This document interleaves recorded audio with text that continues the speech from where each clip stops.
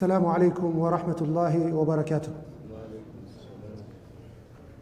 الحمد لله على إحسانه والشكر له على تفضله وامتنانه، ولا إله إلا الله تعظيما لشأنه، وأشهد أن محمدا عبده ورسوله داعي إلى رضوانه وعلى آله وأصحابه وإخوانه. أما بعد. إخواني في الله, we are continuing with our lecture series that's every Friday, Saturday and Sunday on the signs of the Day of Judgment. Allah subhanahu wa ta'ala says in the Quran, فَقَدْ جَاءَ أَشْرَاطُهَا. The signs of the Day of Judgment have already appeared amongst us. The very first sign we took, Ikhwani fillah, was the coming of Prophet Muhammad sallallahu alayhi wa sallam. Sign number 2 we took was the splitting of the moon. And sign number 3 we took was the death of Prophet Muhammad sallallahu alayhi wa sallam. Tonight, inshallah, we shall take sign number 4 and sign number 5. Imam Bukhari rahimahullah, he narrates in his Sahih the hadith of Auf ibn Malik radiallahu anhu. Auf ibn Malik says that Prophet Muhammad sallallahu alayhi wa sallam said to me, "U'dud sittan qabla sa'a." U'dud sittan bayna yaday sa'a. Count 6 things that will occur before the hour. And he said, number 1, mawti, my death. Thumma fathi Baitul Maqdis. Then you Muslims shall conquer Jerusalem. ثم موتاني يأخذ فيكم كقعاس الغنم. Then death will spread amongst you and will kill you like it kills the sheep. This is the hadith of Auf ibn Malik. So sign number 4, Ikhwan fillah, we take it today, is the conquest of Baitul Maqdis. And this is one of the evidences for the truthfulness of the mission of Prophet Muhammad sallallahu alaihi wasallam. Prophet Muhammad sallallahu alaihi wasallam was telling us things that will happen in the future that have not yet happened.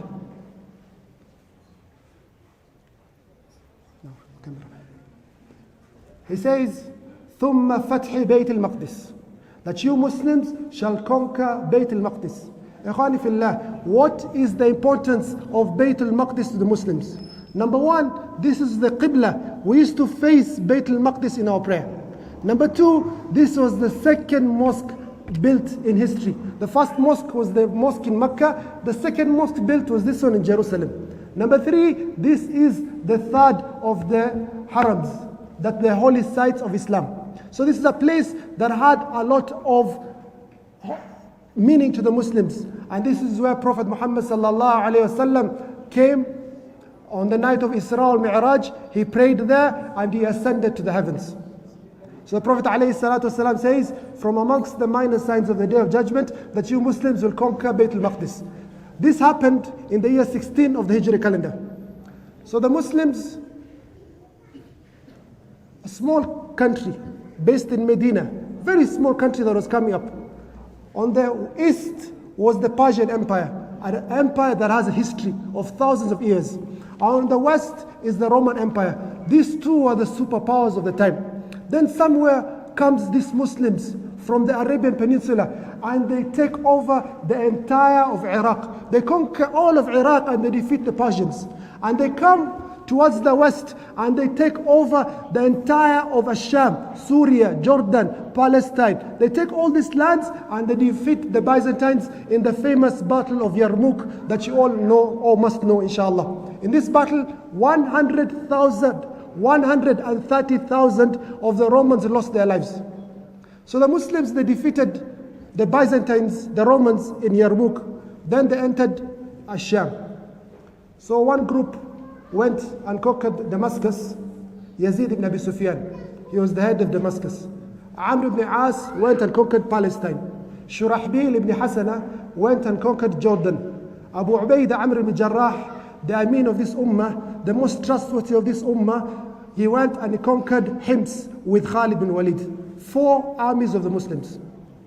Amr ibn As, who was the leader of Palestine, he had conquered Palestine. He decided, now let me go conquer Jerusalem. So he goes and he besieges the city of Jerusalem that has a lot of meaning to the Muslims, to the Christians and to the Jews. He besieges it. He tries conquering but he cannot conquer it. He tries everything but he cannot conquer it. There's a man, a Roman general, who was in charge of the security of Jerusalem, and this was one of the most famous of the Romans at the time, a man called Artabun. So this man made sure that the security of Jerusalem was impenetrable. No one could conquer the city. So Amr ibn al-As, he thought to himself, how can I conquer this city? I need to find some information about this city. So he said, I need to send a messenger to talk with these people. As he's talking with them, he can study the city and look for areas of weaknesses that we can take as Muslims. So he thought, and he said to himself, the only person who can do this job is myself.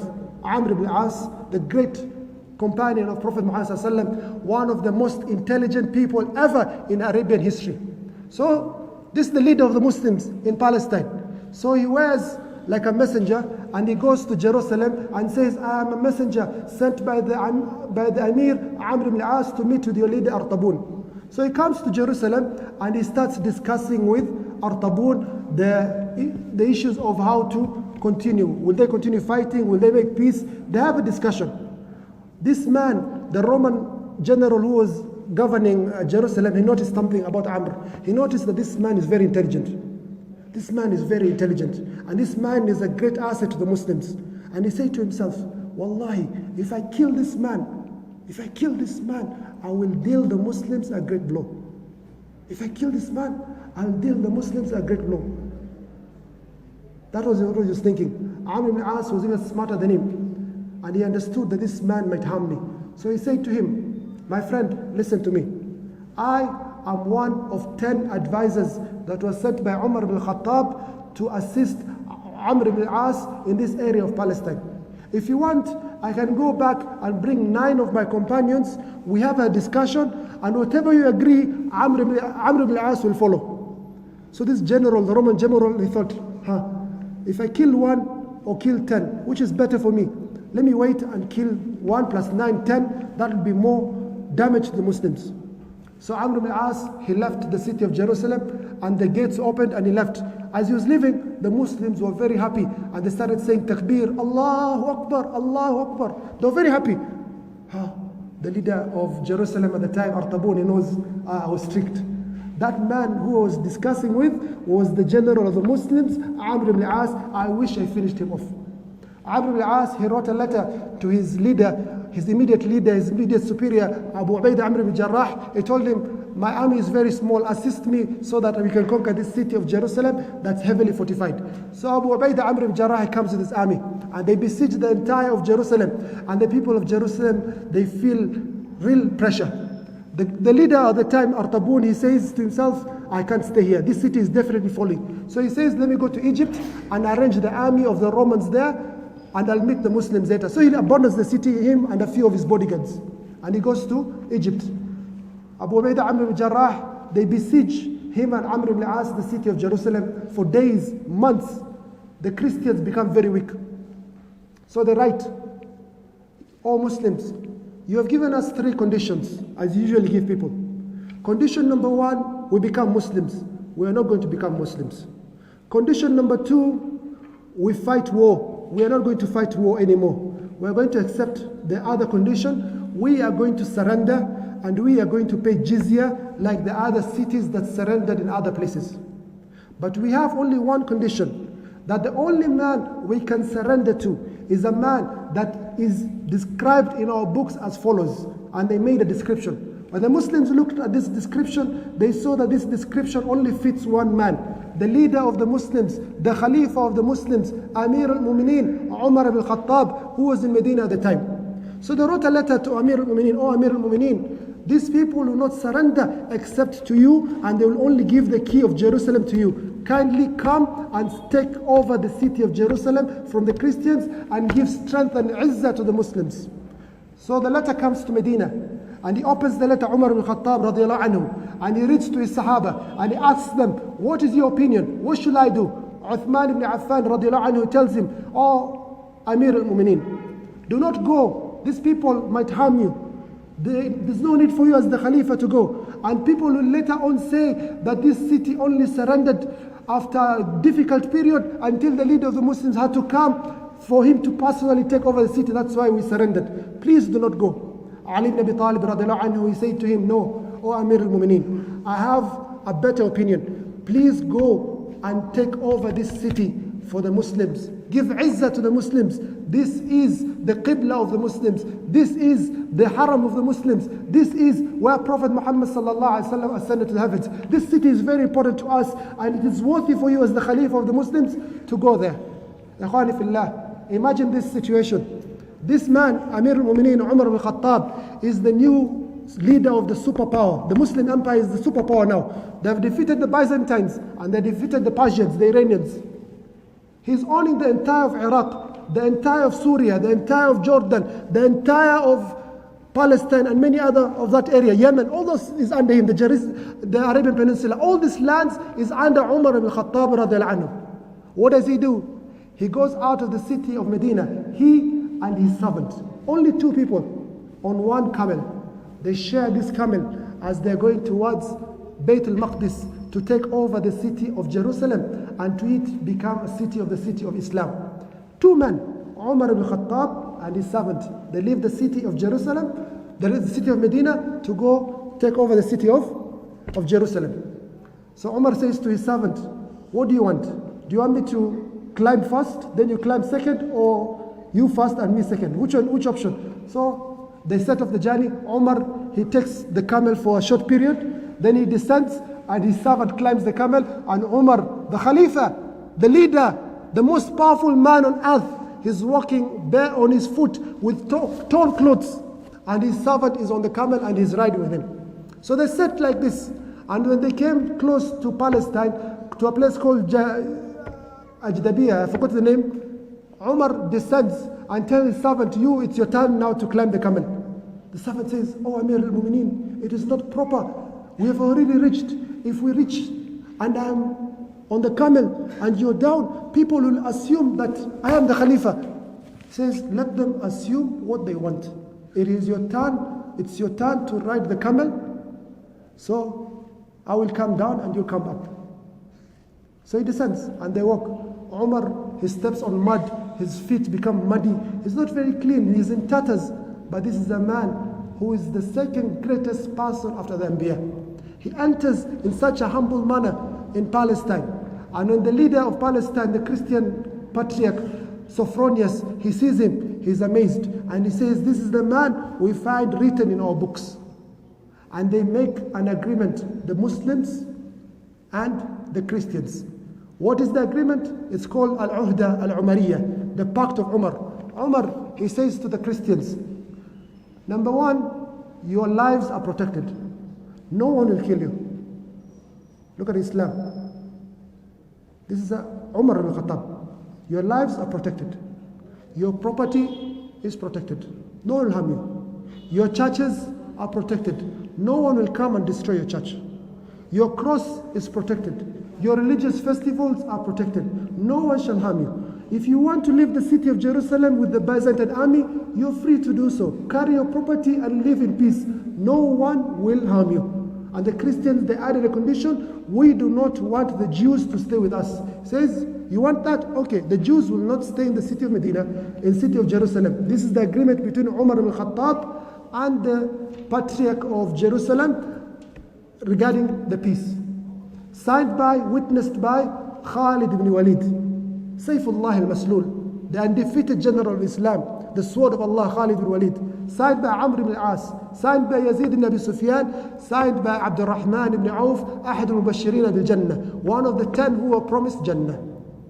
Then the Muslims, they enter the city of Jerusalem at night, after Isha, and they make takbir, and Umar is being shown around the city.